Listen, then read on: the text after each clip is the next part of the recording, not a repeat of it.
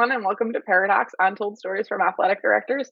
I am Dr. Danielle Lapointe. My co-host is Dr. Dustin Smith, and we are here today with Steve Robinson. How are you this morning? I'm doing well. Good. Thank you for being here. I also want to say thank you to Ticket Spicket for being our official sponsor. Without them, none of our episodes would be possible. So big shout out to them. And Dustin, how are you doing this morning? Man, I'm great. I have been looking forward to this since Steve and I had a conversation about it. We talked about it at the national convention and said, "Hey, we want to get you on here." And I've been following Steve and on social media. I've been following him, and now I get to be a witness to his leadership growth journey, as we call it in the cohort. As he's a member of the executive leadership cohort, and he's going through that process this year. And we get to go to North Carolina. We've been to North Carolina a few times, but in this episode, we're going like to the top, like not just to, we're not going to Kelly Lewis level. We're not going to Colin Bigley level. We're not going Derek. We're going exceeding above those levels and getting Steve Robinson. So, man, Steve, I'm excited for you to get here, excited for you to be on here, and excited to use, as you said, to have a good time. Oh yeah, that's what I come to do. I just wanted to have a good time. I've seen how you all do it, so that was fun. I mean, I think I'm looking forward to it. Well, Steve, we'll talk about this a little bit, but Steve is in Charlotte Mecklenburg Schools, which is a very large school district, but we'll talk about that. Steve is the assistant athletic director there, and Steve is, man, I've been around Steve a handful of times in person now, and I've just enjoyed being around him. He enjoys, like he said, just having a good time. We're going to have a conversation, get to talk about some things that make Steve who he is. And Steve, I always like to ask this question to begin. Tell us what the resume doesn't tell us about who Steve Robinson is. What do you like to do away from the job, away from the world of athletic administration, which could drive you crazy? And we know there is a world outside of being an AD. It may be small, but we have a world outside of that. What do you do outside of that for fun?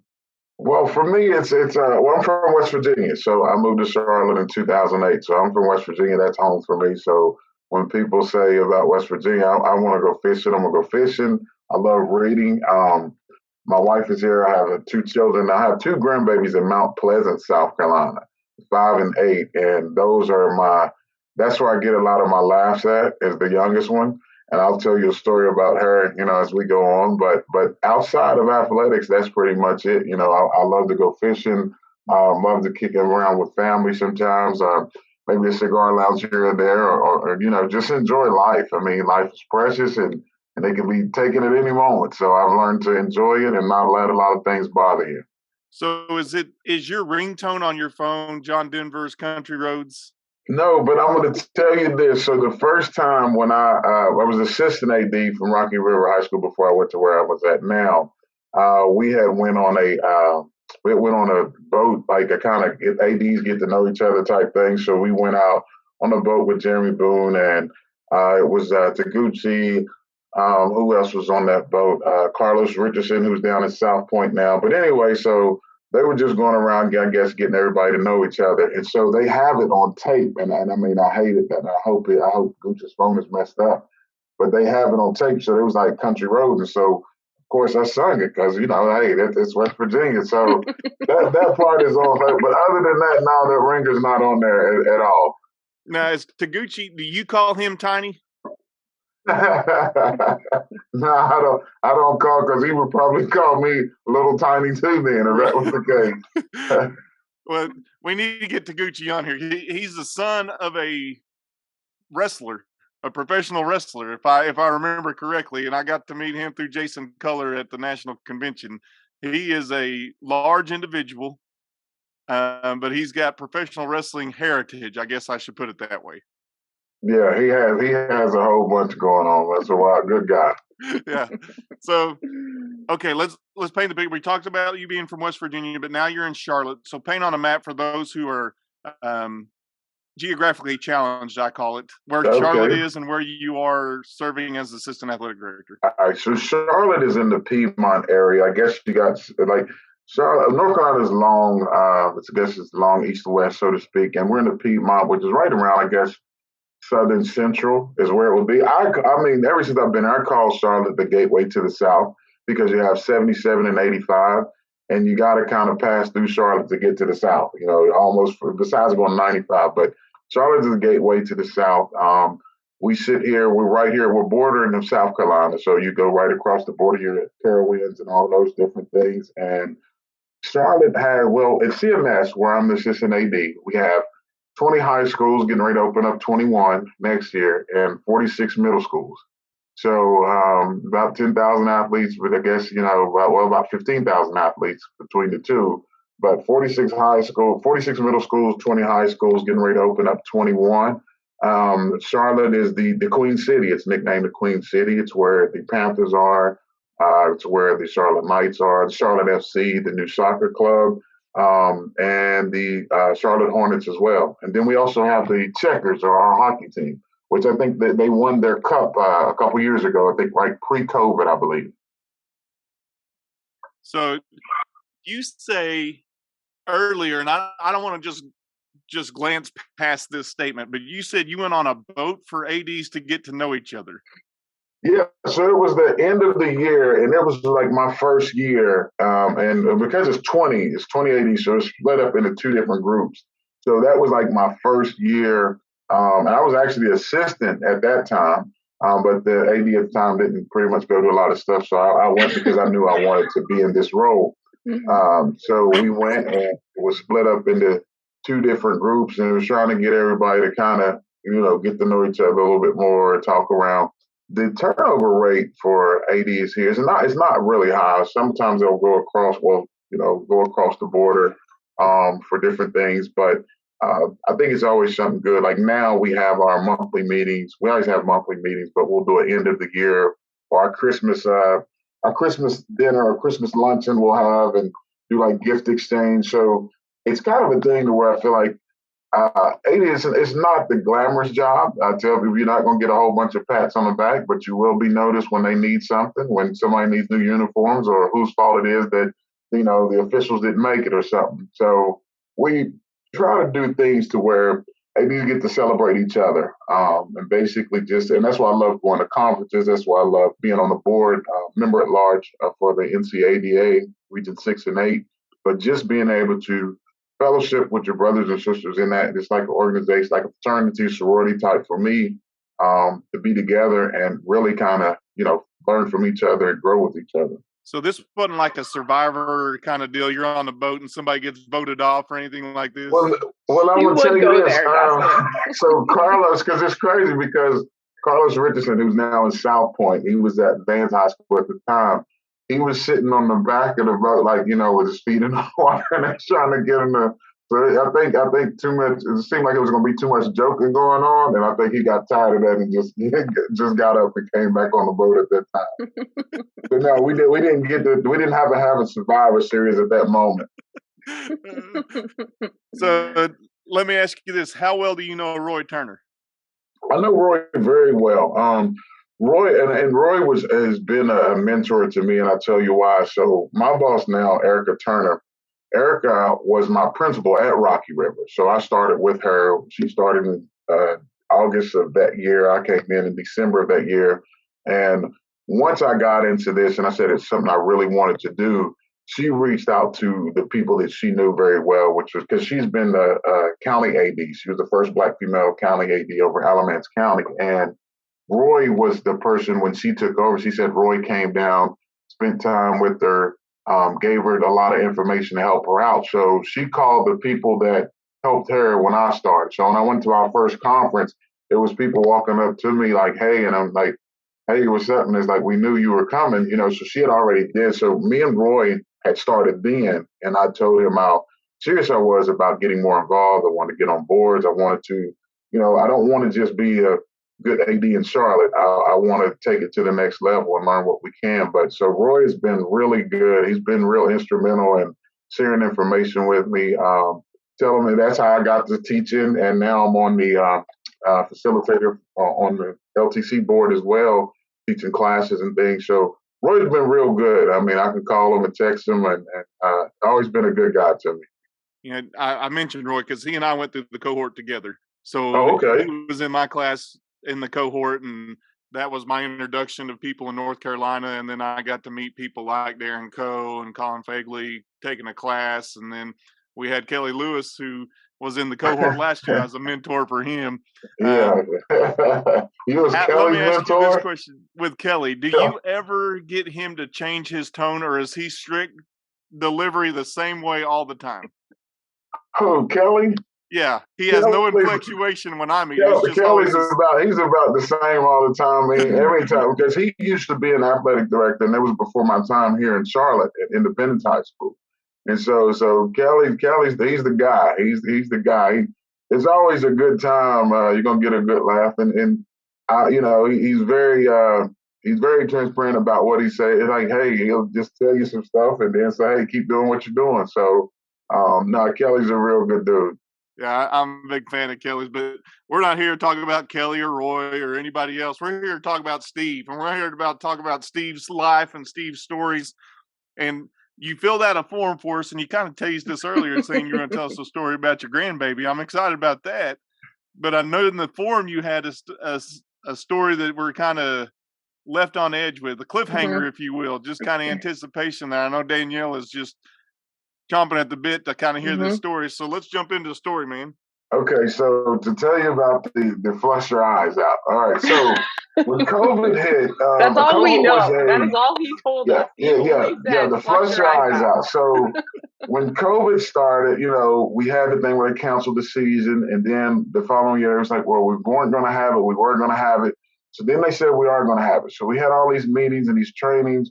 So the district was providing all the schools with all these cleaning supplies, the backpacks, the guns, the clean down, the sanitize. So my wife she's always kind of been on me like ever since you got out of school. When it was a March 13th, I think that we went out or something like that.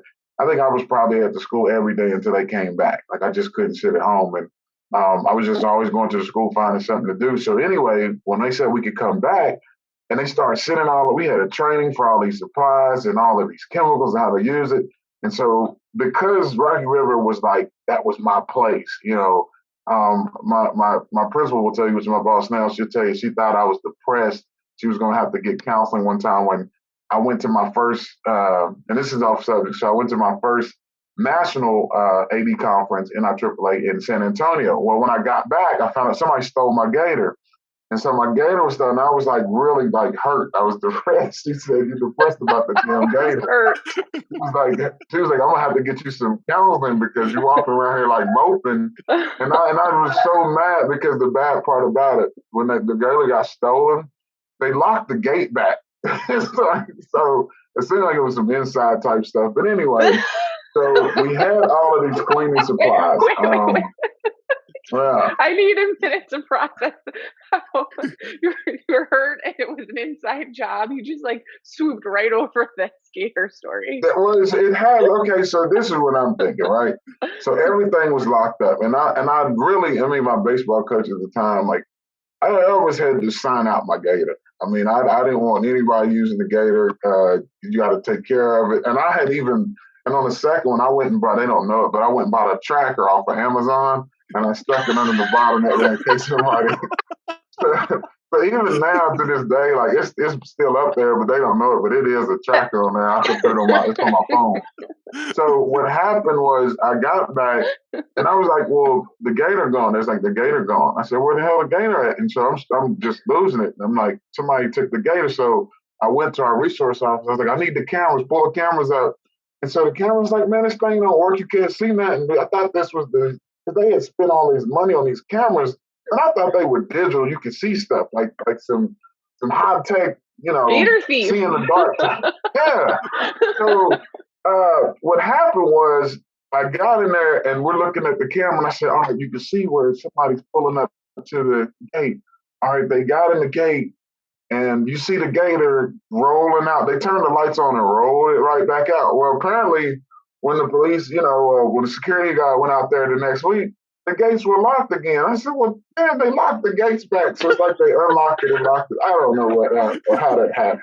Maybe it was already unlocked. But anyway, that's the gator story. So I was so upset to where I didn't want nobody touching the gator. After we got another one with the insurance, she was like, "Are you okay?" Because he was like, "You moping around here." Because gator was my. I mean, I used to do everything. My custodians would tell you like I used to help them do everything. I would clean up.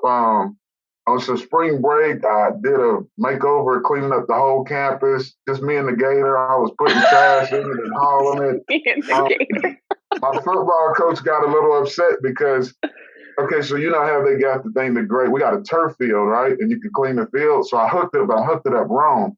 And I was dragging the field, but I was dragging the field wrong. And I was recording myself and everything. I just thought I was just doing a damn good job.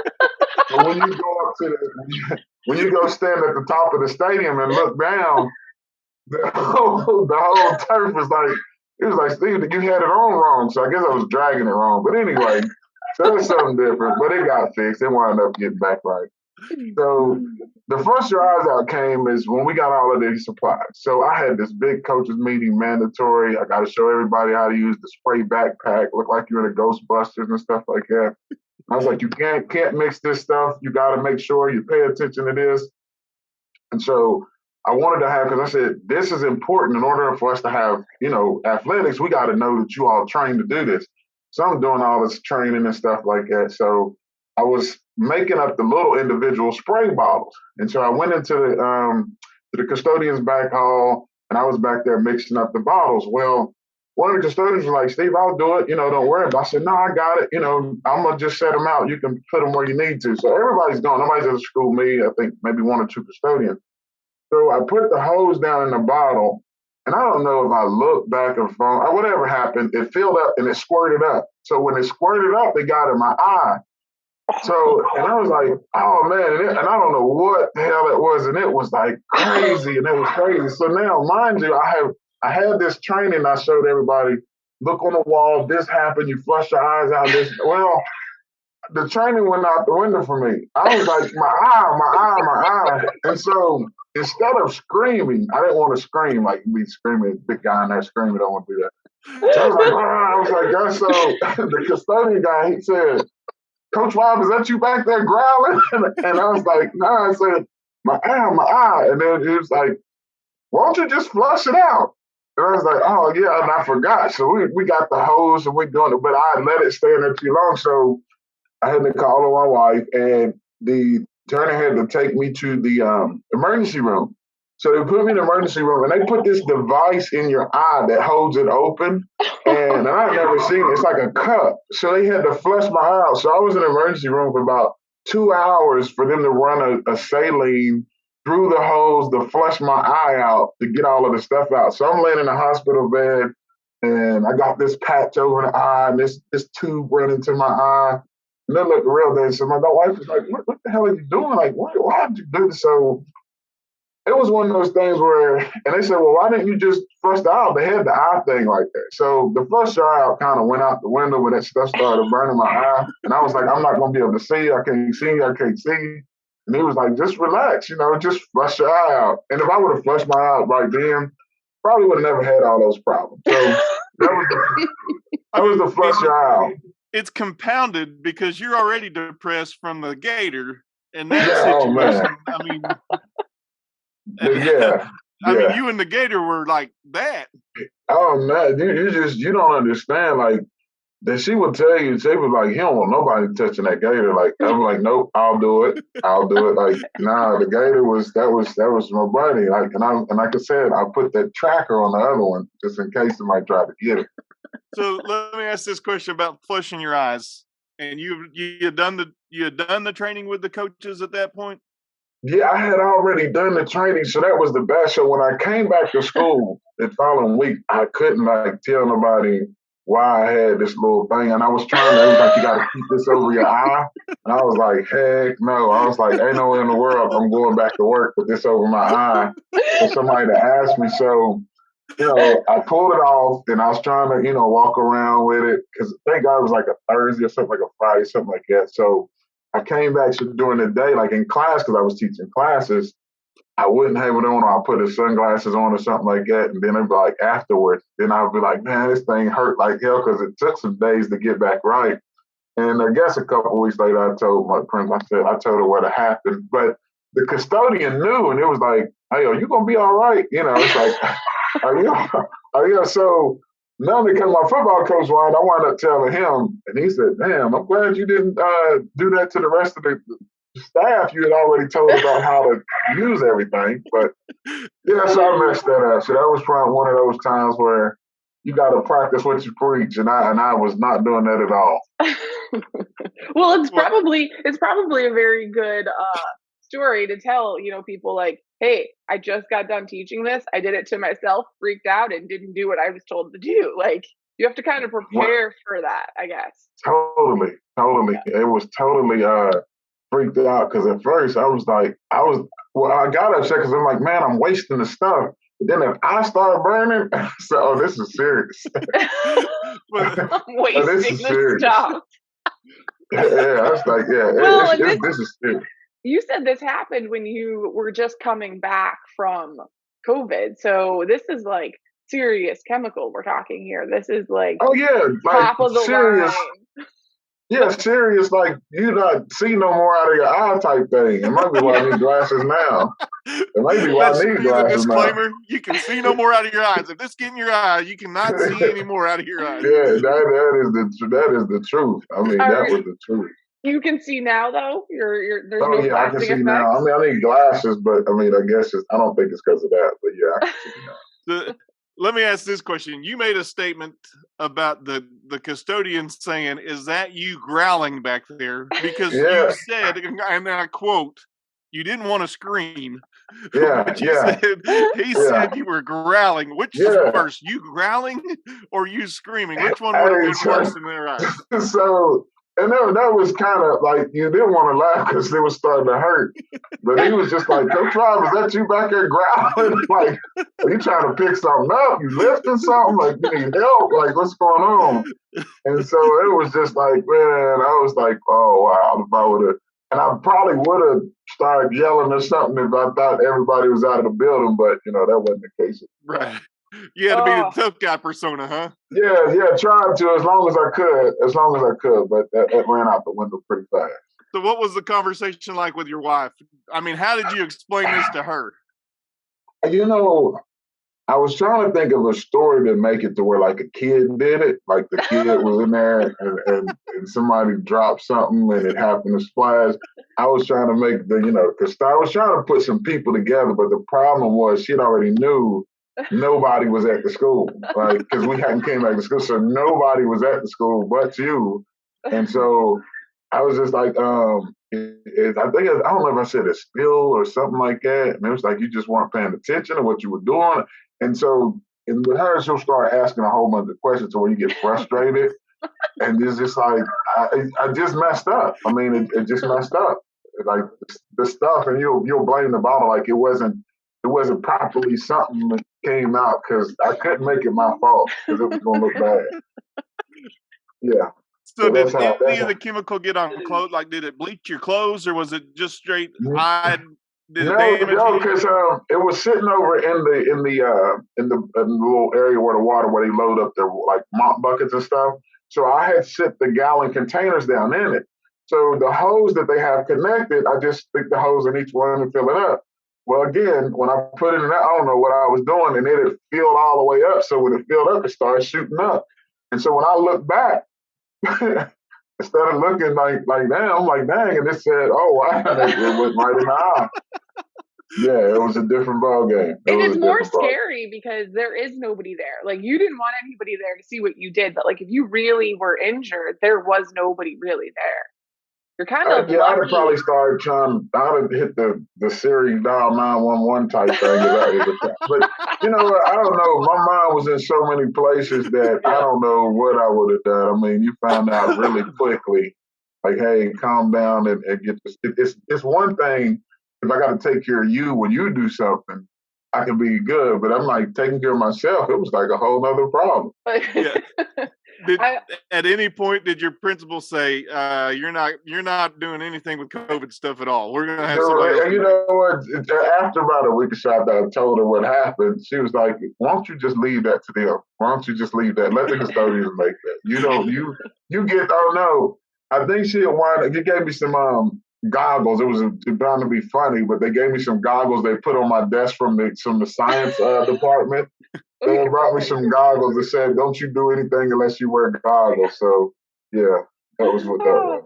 I want to know about your conversation with the witness, the custodian who knew you were growling. Oh, Did you come oh. back and were you like, we're not going to talk about this?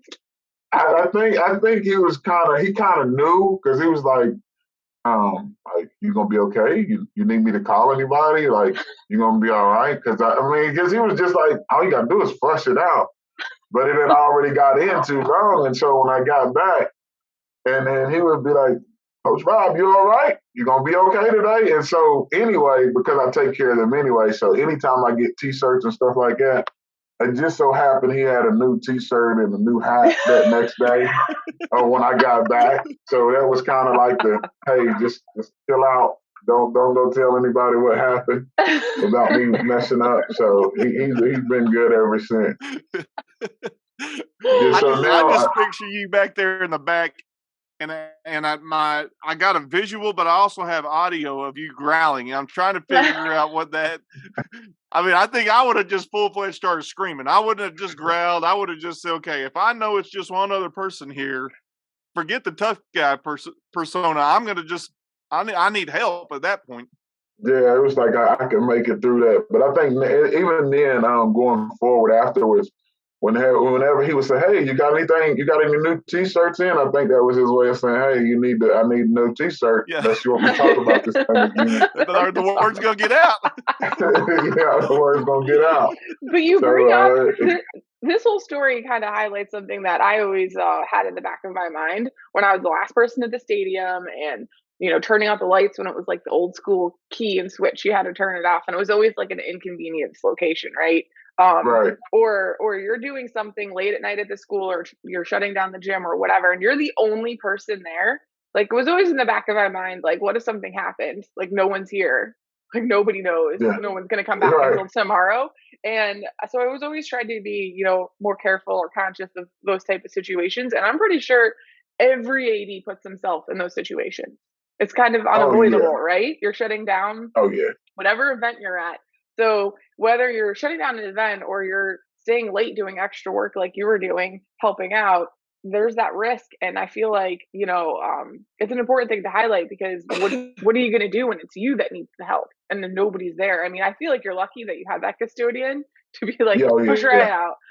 Yeah, and because do I mean, this. I couldn't have took myself to the doctor. Like I couldn't see. Like even though the other eye was fine, you couldn't have took yourself to the doctor. But in the same token, like what you're saying, it's always good from that point. And I've learned to, that was in the early days of so when you're a young AD, you're just so hungry to do everything. And I remember one of my buddies was saying, like, Steve, like, man, you trying to do these 14, 15-hour days, like chill out. You're gonna burn yourself out. But I guess I didn't know that in life that this would be something that I would love and be so passionate about, because growing up in West Virginia, which Gary Ray, who's a big time AD from West Virginia, was my principal. And see, I never knew he was the athletic director. So Coach Ray was the AD, but he was the principal too. So I never seen it. I never seen the athletic director. I never seen what they did. I didn't know much about it when I was in high school. And so now to find something that you just love, that where it's not work, to where, like, she would always say, like, okay, so Rocky River sits off of 485, right? So it's a beltway around Charlotte. And if I'm driving, and she's like, don't you do it. If I look over there, because people will jump your fence and then like get on your field, if I see people on my field, I would get off the exit. Like we were trying to go down to South Carolina to my daughter's, and I stopped, got off the exit, and came back over to the field to see who was up. I mean, and that's what happens, I think, when you're saying like you're there by yourself, because it's like a second home for most athletic directors. When you love what you do, that's home for you. You're there like it's a home. So you're not thinking, like, it's like I'm not thinking something gonna happen to me in my house, which it could, but your school that's like your other home, and you treat it as such. You take care of it. That's why they need to get athletic directors out of the classroom and just make them deans of facilities, which we're pushing for now, to get our ADs out of the classroom, because that's your space. I mean, that's what you love to do. So yeah, you definitely got to do that. You said it's like the second home. It's like a first home for most ADs. Well, yeah, that's true. That is true. You know, you do spend more time. I found myself, I spent more time there than I did home. Because I tell parents, you know, I'm with your child more than you are for the most part, because you got to look, you get to school 6:30. You might get home on a non-game day at 7. You know, if it's a game night, you take 10, 11. So out of your 24 hours, I mean, you got about 14, 15 in the school. When you get home, besides sleeping and eating, it's really not much you're going to be doing. You will spend more time at that place than you do anywhere else. Absolutely. And you need to know how to react in emergency situations for other people, but we can't forget about like ourselves.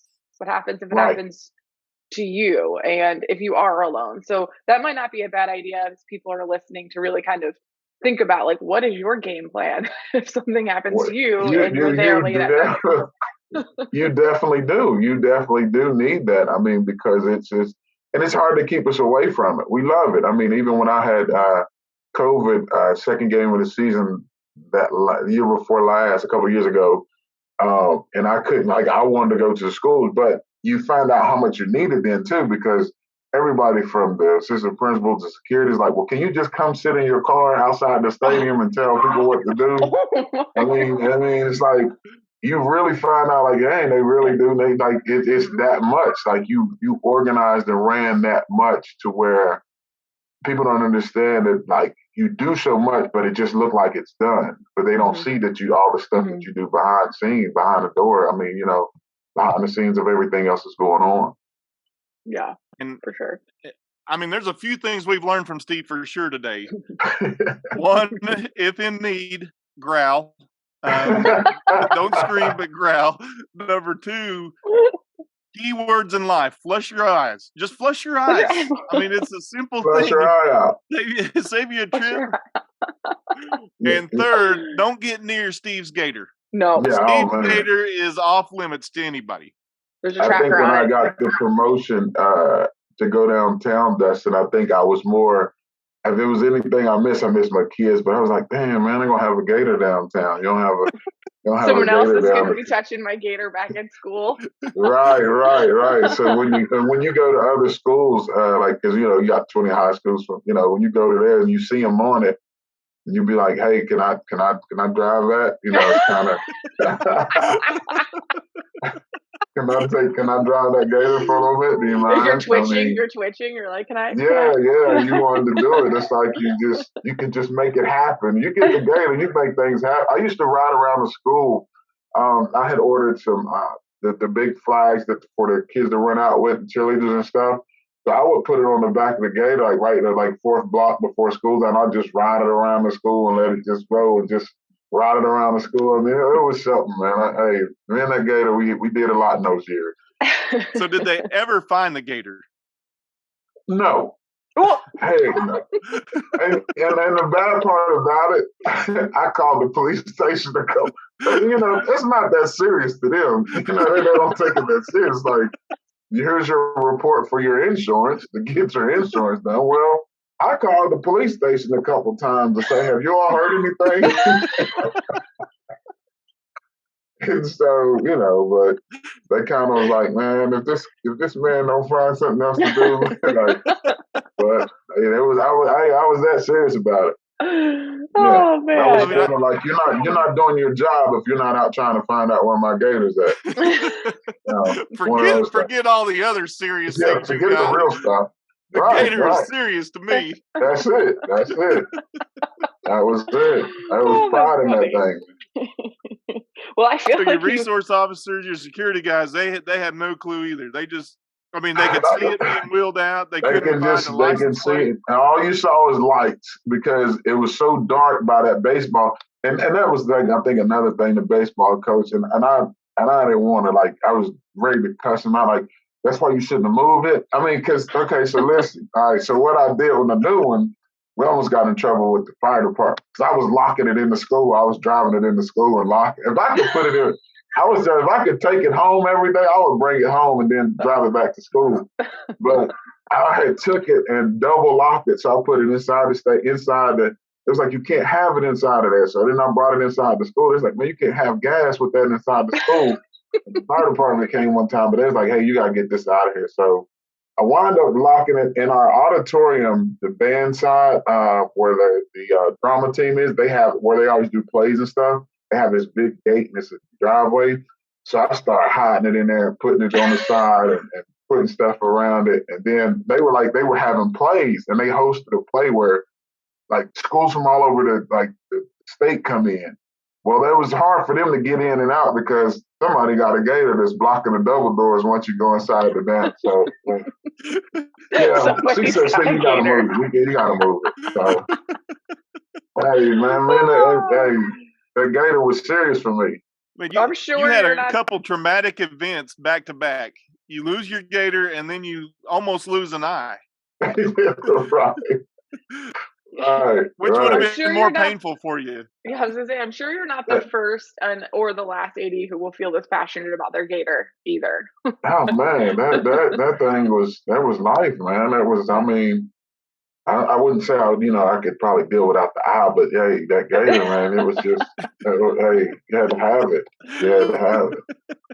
I get to one side of the school, I would chase people down because the way Rocky River sits out from the cut, and people would bring their dogs out and go on their fields, right?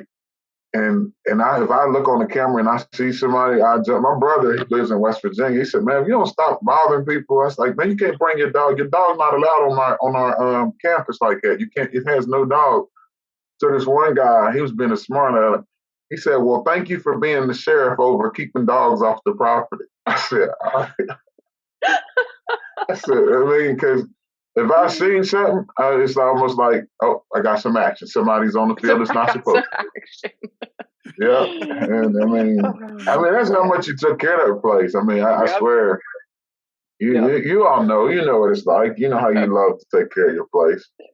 Yeah, you got pride in what you do. You got pride in your place, so you want to make sure that it's done right and it's taken care of, and nobody intrudes on your area. That's your area, and you want to make sure that's right.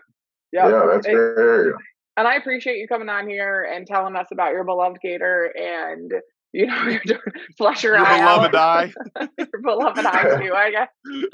Like y'all don't even want to know about my. I have the shortest coaching tenure of two sports within a year of all time. I have not I had the shortest coaching tenure, tennis and softball.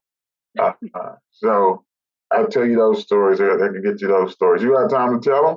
Oh yeah, go for it. Yeah, go for it. All right. So I'm gonna tell you the first one was tennis. So my beloved coach, Coach Bates, she was we didn't have a lot of the sports, like especially a lot of female sports. So I always wanted to. I hate not fielding teams because it hurts our conference. It hurt different things, and so team sports like sports like tennis, girls tennis, softball, soccer, stuff like that. We had a hard time fielding those teams, and so the one year we got the tennis team, she had built up the program really good, but she had to go take care of some family stuff. And I said, well, I'll go over and coach it. Now, you watch tennis on TV here. Now, you see people, you yell or whatever else. So, and we were playing in Hickory Ridge. It was a conference game. And those two coaches, they were great. The ladies, so I get over there with my team. She's like, Steve, I just need you to supervise. Coach Bob, you just supervise. I said, all right, cool. So they were warming up, and I was like, yeah. So it was time for the first one. So I got over close to the fence, and she hit it. And so I was like, hell yeah. I was like, let's go. And they looked at me, and I wasn't thinking at the time, like, you're not supposed to be talking. So I did it again, and the coach, they said, Coach, we understand that you're passionate, but you got to be quiet when people are. So the girls came over, and they was like, Coach, we appreciate you being here, but you can't do that. And I was like, oh, sorry. I was like, well, I can go home then. Where y'all's coach at? Y'all can go. So I lost that coaching job. The softball one, I was trying to field the team. And my principal was like, if you got enough girls, because I didn't have a softball coach, she said, you're going to have to coach them.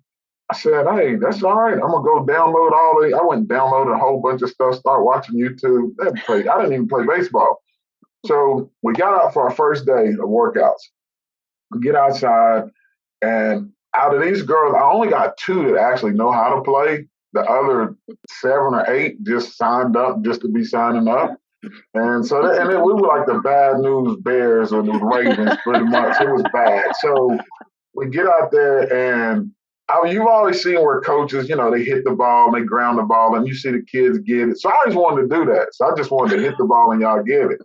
Uh-oh. So I get out, and I was like, all right, I need y'all to find out who's doing what, So the one girl who do know how to play, she's a pitcher. And so I was like, well, y'all get out there in the field first. We're going to get some workouts in, do some drills and stuff. And I was like, I was just making up stuff. I was just so happy to be the head coach.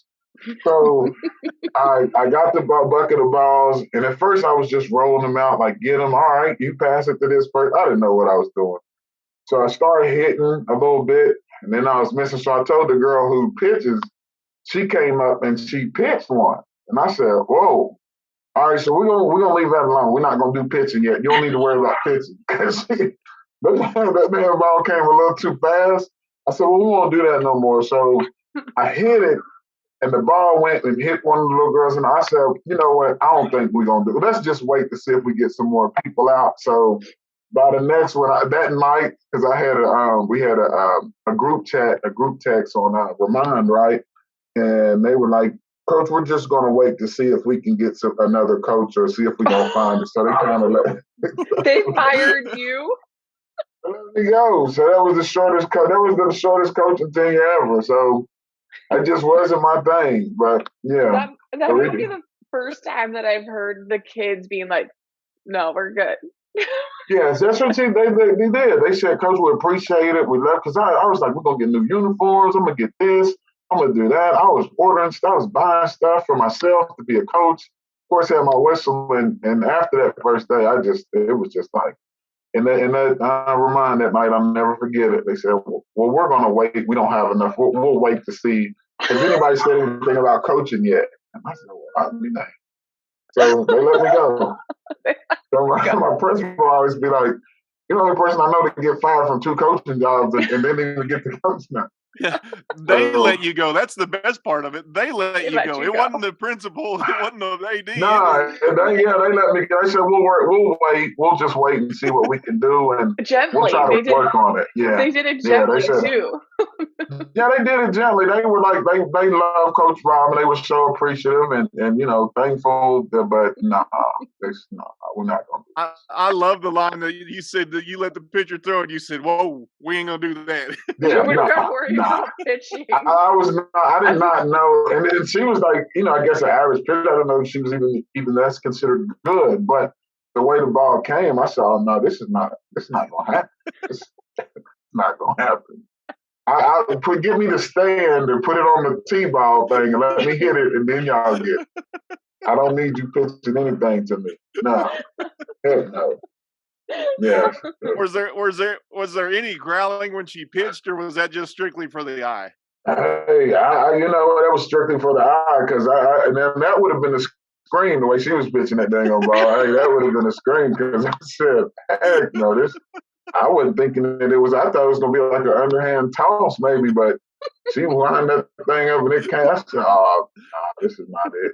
And she said, "I'm gonna need you to." I said, "Yeah, I got to try to find a coach quickly." Yeah, the fact that they said, "Coach, we're good. We're gonna wait to see if anybody else comes out." Yeah, and I don't know if they talked to each other first, but that night they were like, "Hey, Coach, we're just going to try to wait to see if if we get some more girls and if anybody else comes out." So they kind of let me down easy a little bit, but it was like, man, we're not going out here with him. So, you knew what they meant. I knew what they meant. Yeah, I knew what they meant. So is that a firing technique you've used with any coaches since then? If he just come up and said, we're going to see if somebody else shows up. Hey, you know what? I think now to think about it, could be a good one. Hey, we're gonna wait to see.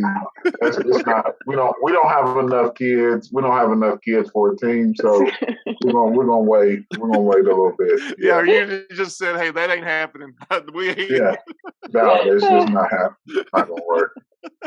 It's not gonna work. Oh man. Well, I definitely appreciate you making us laugh today because you definitely did. You Man, came yeah. through. You said you wanted to have a good time. A good time was had for sure. I mean, Oh yeah. I've got a Yeah. whole new level of respect for Steve, and I've seen behind the curtain a little bit. I've seen behind who Oz really is.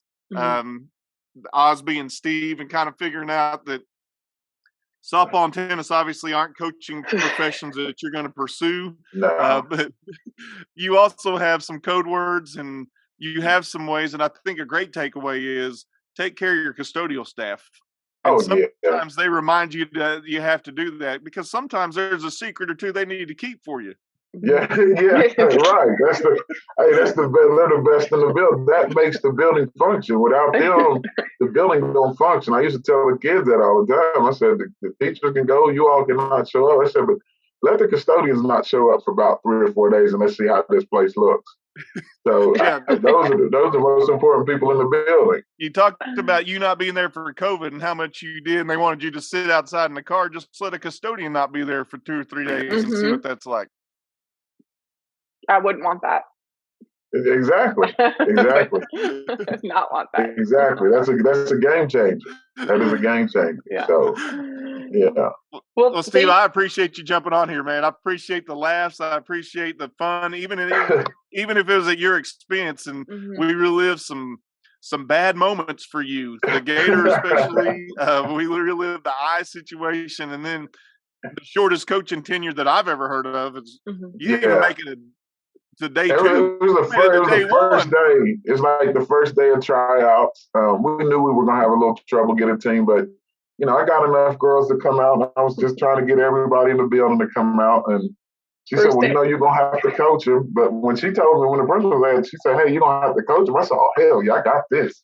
And I was just downloading stuff and looking up drills and. They cut you though.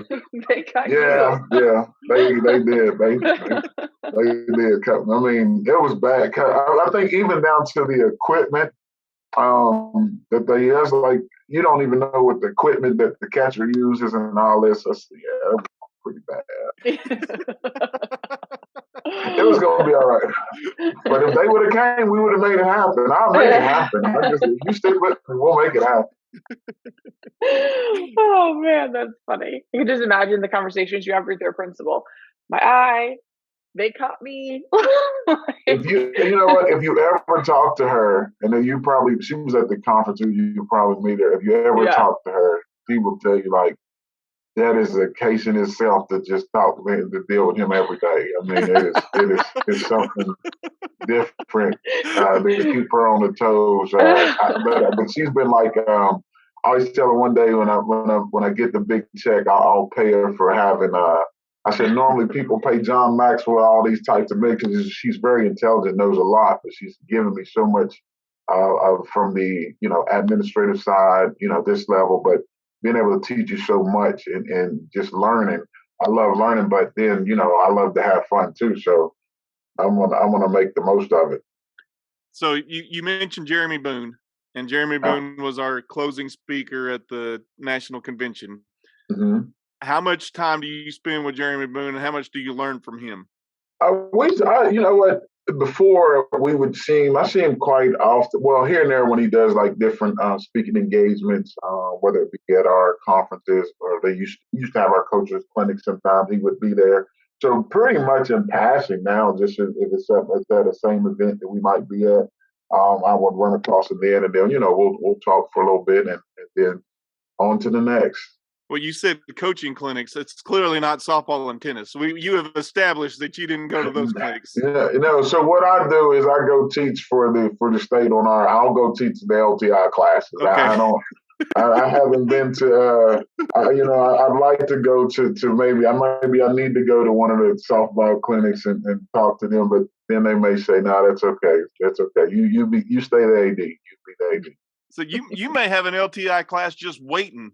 Just from stories in your life that you've dealt with, the gator and the importance of that, the importance of the custodian. Just flush your eyes. Maybe we could call it flush your eye. Just flush your eyes. Know what? I do best practices. I do it here on balancing, AD life and home life because I do it like for our district, and it's because it's very important. I tell coaches and ADs about being able to best practices of being able to balance the work life and being able to balance the home life. Because I know what it's like when you're just gone all the time, and you can't get that. So one thing you don't get back is time. Time is the only thing in this world that holds us all accountable. I don't care what you've been through, your wealth station or class, whatever happened to you. Time is the only thing that holds us accountable, and so it's very important that you do balance it. So I do teach. I did start a class to be able to teach basically how to balance that. Being able to balance work life and home, and because it's very important. We'll get so caught up in what we love that we forget the bigger picture sometimes. Man, you want to talk about deep, Danielle? I mean, that was deep when he says time's the only thing that holds us accountable. I'm writing that down because that is some truth right there that you're talking. We all have the same 24 hours. What we do with it is up to us. And so Steve doesn't get any more than 24 hours a day that I get. So what we do with that time is important, and we got to make the most of that. So it holds us accountable. I appreciate those words because that's a saying I'm going to have written in my office. So I remember that quite frequently. Man, we got to an hour in and you dropped that truth on me. I don't know that I'm glad we ended with that instead of started with that because my mind was blown right now. That's it. And I'll put my daily week doing Monday through Friday. You'll catch my post on social media, do daily motivational stuff. I did that from the time I wrote my book, Prayer, Patience, Progress. I wrote a book back in 2015, and just doing daily motivation because you never know who's watching or who sees it. You might get it. And when you stop doing it, that's when you round up people who sees it. So anything you do to help somebody, encourage somebody, motivate somebody to do something, all it takes is that for one day. You just never know. So, yeah, we'll definitely, but time will hold you accountable. It lets you know where you are. Yeah, well, man, Steve, that's some deep stuff, and I really appreciate the information. I appreciate your laughter. I appreciate you making us laugh. And I look forward to daily looking at your motivational stuff because I watch it, I see it, I read it. It's good stuff. If you don't follow Steve, you need to. It's quality stuff, and I've really enjoyed our time together this morning, Steve. I appreciate you jumping on here and look forward to continuing watching your growth this next year in the cohort, but also in years to come as we continue to build a relationship and our friendship through this time and the network that's been created because of our profession. And I appreciate you all, you and Danielle both. I mean, like I said, I went and watched some of your shows, and you all, you make this part the easy part. This the fun part to be able to relax, and I can't wait to push you all out some more through my social platforms just to be able to, because a lot of times we think we got to have all the right stuff, but this is the one, like, it's needed. This is so needed. So you all are doing a great job. Please continue to do it. Don't let it go away because we all need that. We all need to have that downtime, and it don't have to everything because we got enough serious. As soon as we all get off this call, I'm sure some emails and texts are waiting on us. So that job don't stop. But it's great to have you all. It's great to be a part of this, and I'm honored to be able to be on here. Yes, thank you so much. And you said your time is so important, so I appreciate you taking that time to hang out with us today. And what you just contributed, I think, is to the entire athletic director profession is massive. So thank you very much, Steve, and thank you to Take It Spigot for sponsoring all of our episodes. And we will be back next week with another episode.